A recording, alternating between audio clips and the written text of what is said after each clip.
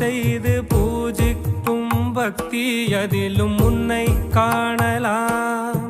பசி என்று தன் முன் வந்து கையேந்தி கேட்கும் போது தன் உணவை தந்தால் கூட உன்னை காணலாம்.